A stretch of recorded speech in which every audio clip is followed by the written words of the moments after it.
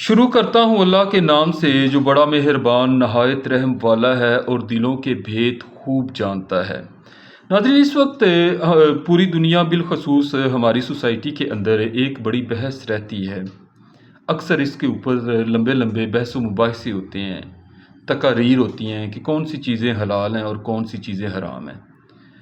بہت سے اللہ کے نیک بندے ہر دور کے اندر گزرے ہیں جنہوں نے قرآن مجید کو مقامی زبانوں کے اندر اس کے ترجمے کیے، ٹرانسلیٹ کیا، تاکہ عام آدمی جو ہے مقامی، وہ قرآن مجید کے احکامات کو سمجھ سکے، وہ سمجھ سکے کہ قرآن مجید کے اندر کس چیز کے بارے میں کیا حکم آیا ہے۔ قرآن مجید کے اندر اللہ پاک نے ہر چیز کا حل رکھا ہوا ہے۔ دیکھیں، یہ آخری کتاب ہے۔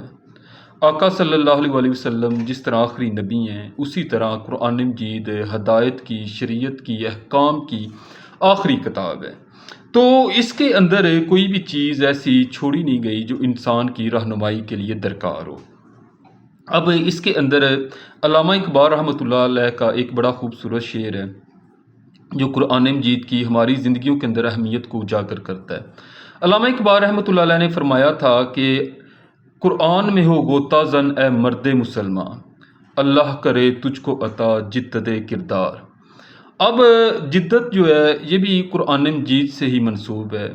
قرآن مجید ایک ایسی کتاب ہے جو حال، ماضی اور مستقبل تینوں کی رہنمائی کرتی ہے، تینوں کے بارے میں ہمیں گائیڈ کرتی ہے، اور تینوں جو زمانے ہیں ان کے متعلق ہمیں سمجھاتی اور سکھاتی ہے۔ اب ہم آتے ہیں کہ کون سی چیزیں حلال ہیں اور کون سی حرام ہیں۔ تو سورۃ المائدہ کے اندر اللہ پاک نے بڑی تفصیل کے ساتھ اس چیز کو بیان فرمایا ہے، اور انسان کے سمجھنے کے لیے کہ کون سی چیزیں حلال ہیں اور کون سی حرام ہیں، تو یہ کافی ہے۔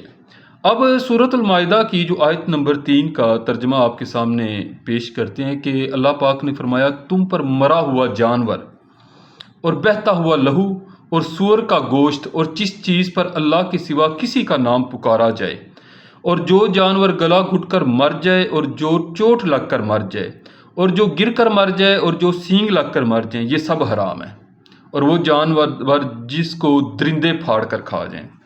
اب آپ نے سب سے پہلے یہ سچویشن ابھی بات ہے، آگے چل کر اللہ پاک نے اسے مزید تفصیل کے ساتھ اپنے نبی صلی اللہ علیہ وسلم کے ذریعے بیان فرمایا ہے کہ تم پر مرا ہوا جانور، یعنی کہ جو مر جائے خود ہی، جس کی ڈیتھ ہو جائے، جس کے اوپر تکبیر نہ پڑی جا سکے، اس کا گلا نہ کاٹا جا سکے، وہ حرام ہے۔ پھر فرمایا بہتا ہوا لہو جو ہے، خون جو ہے، وہ بھی حرام ہے۔ پھر فرمایا سور کا گوشت جو ہے وہ حرام ہے۔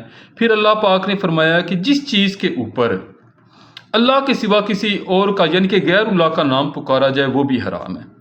وہ جانور جو گلا گھٹ کر، یعنی کہ سانس بند ہو کر یا گلا گھٹ کر اس کا مار دیا جائے، وہ بھی حرام ہے۔ جو چوٹ لگ کر خود مر جائے، جو گر کر مر جائے، یا جو سینگ لگ کر مر جائے، یہ سب حرام ہے۔ اور وہ جانور بھی حرام ہے جسے درندے پھاڑ کر کھائیں، یعنی کہ کسی درندے نے اس کا شکار کیا ہے تو اسے چیر پاڑ کر کھایا ہے، اور بعد میں تم سمجھو کہ اس میں سے جو بچا ہوا شاید تمہارے لیے حلال ہے، تو وہ بھی حلال نہیں ہے۔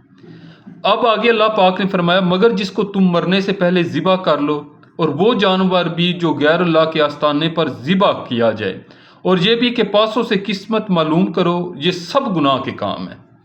آج کافر تمہارے دین سے نا امید ہو گئے ہیں، تو ان سے مت ڈرو اور مجھی سے ڈرتے رہو۔ اللہ پاک نے فرمایا کہ میرے سوا کسی سے نہیں ڈرنا۔ آج میں نے تمہارے لیے تمہارا دین کامل کر دیا ہے، مکمل کر دی ہے، اپنی نعمتیں تم پر پوری کر دیں، اور تمہارے لیے اسلام کو بطور دین پسند کر لیا۔ ہاں، جو شخص بھوک میں ناچار ہو جائے بشرطے کہ گناہ کی طرف مائل نہ ہو، تو اللہ بخشنے والا ہے، بڑا مہربان ہے۔ اچھا، قرآن مجید کے اندر اللہ پاک نے متعدد جگہ پہ فرمایا ہے کہ اللہ بخشنے والا ہے، مہربان ہے، اور اس میں کوئی شک نہیں ہے کہ اللہ بہت مہربان ہے۔ اگر ہم اس کا اندازہ تب ہوتا ہے کہ اللہ کتنا مہربان ہے، بخشنے والا ہے، جب ہم اپنے اعمال کی طرف دیکھیں گے نا، تو پھر ہمیں اس چیز کا اندازہ ہوگا، قدر ہوگی کہ اللہ پاک کتنا مہربان اور بخشنے والا ہے۔ اب آگے اللہ پاک نے فرمایا ہے کہ اے نبی صلی اللہ علیہ وسلم، یہ لوگ آپ سے پوچھتے ہیں کہ کون کون سی چیزیں ان کے لیے حلال ہیں۔ پہلے اوپر حرام کا ذکر آیا ہے، اب نیچے حلال کا ذکر آیا ہے۔ ان سے کہہ دو کہ سب پاکیزہ چیزیں تم کو حلال ہیں، یعنی کہ جتنی صاف ستھری پاکیزہ چیزیں ہیں وہ تم لوگوں پر حلال ہیں۔ وہ شکار بھی حلال ہے جو تمہارے لیے ان شکاری جانوروں نے پکڑا ہو جن کو تم نے صدا رکھا، یعنی کہ جو پالتو جانور گھر رکھے جاتے ہیں جو ان کے ذریعے شکار کرو گے وہ بھی تمہارے لیے حلال ہے۔ اور جس طریق سے اللہ نے تمہیں شکار کرنا سکھایا ہے اس طریق سے تم نے ان کو سکھایا ہو تو جو شکار وہ تمہارے لیے پکڑ کر رکھیں اس کو کھا لیا کرو، اور شکاری جانوروں کے چھوڑتے وقت اللہ کا نام لے لیا کرو، یعنی کہ اللہ کا نام لینا ہر شکار کے اوپر لازمی ہے اس کے حلال ہونے کے لیے، اور اللہ سے ڈرتے رہو، بے شک اللہ جلد حساب لینے والا ہے۔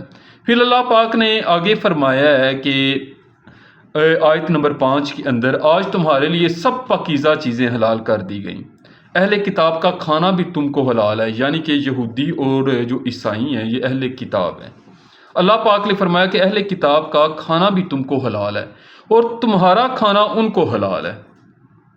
یہ جو انسان ایک دوسرے سے کو چھوت سمجھتے ہیں اور قریب نہیں جاتے، ایک دوسرے کے بھائی چارے کو متاثر کرتے ہیں، تو اس آیت سے بڑی رہنمائی مل سکتی ہے۔ اللہ پاک نے فرمایا آج تمہارے لیے سب پاکیزہ چیزیں حلال کر دی گئیں اور اہل کتاب کا کھانا بھی تم کو حلال ہے اور تمہارا کھانا ان کو حلال ہے۔ پاک دامن مومن عورتیں اور پاک دامن اہل کتاب عورتیں بھی حلال ہیں۔ اللہ پاک نے فرمایا کہ پاک دامن مومن عورتیں اور پاک دامن اہل کتاب عورتیں بھی حلال ہیں جبکہ ان کا مہر انہیں دے دو، اور نکاح سے عفت رکھنی قائم مقصود ہو، نہ کہ کھلی بدکاری کرنی اور نہ چھپی دوستی کرنی، یعنی کہ اللہ پاک نے فرمایا کہ غلط رستوں کی طرف نہ جاؤ، ایک اچھے طریقے سے خوبصورت طریقے سے نکاح کرو، اور جو شخص ایمان کا منکر ہوا اس کے عمل ضائع ہو گئے اور وہ آخرت میں نقصان پانے والوں میں سے ہوگا۔ سب سے جو بہترین شخص ہے نا وہ ہے جس کی آخرت محفوظ ہے، جو آخرت والے دن نفع اٹھائے گا، جو آخرت والے دن پریشان نہیں ہوگا، وہ شخص سب سے بہترین ہے۔ اور ہمیشہ ہمیں دیکھیں اس دنیا کے اندر ہم ایک امتحان میں آئے ہوئے ہیں، ہم نے اس دنیا کے اندر جو عمل کرنا ہے نا، امتحان کی جگہ جو یہاں لکھیں گے اس پیپر کے اوپر وہ ادھر چیک ہوگا، اسی کارکردگی کے اوپر فیصلہ ہوگا، اسی پر نمبر ملیں گے، کم بھی زیادہ بھی۔ اور آپ کو پتہ ہے کہ اگر انسان نے سارا سال محنت کی ہو نا اور اینڈ پہ آ کر پیپرز کے اندر وہ فیل ہو جائے تو بڑا صدمہ اٹھانا پڑتا ہے، اور قیامت والے دن جو امتحان ہوگا وہ تو بڑی سخت ہے۔ تو جو اس دن اس کے دعا کرنی چاہیے اللہ پاک سے کہ اللہ پاک ہمیں اس دنیا کے اندر بچائے ہر طرح کے گناہوں سے، جس سے اللہ پاک ناراض ہوتا ہے، ان کاموں سے ہمیں محفوظ رکھے، بچائے، اور ہمیشہ اللہ پاک کی رضا کے لیے کوشش کرنی چاہیے۔ تو اگر آپ کو یہ پیغام اچھا لگا ہے اسے دوسرے لوگوں کے ساتھ شیئر لازمی کیجیے گا۔ جہاں بھی رہیں آپ اللہ کے کرم اور رحمت کے سائے میں رہیں۔ اللہ حافظ۔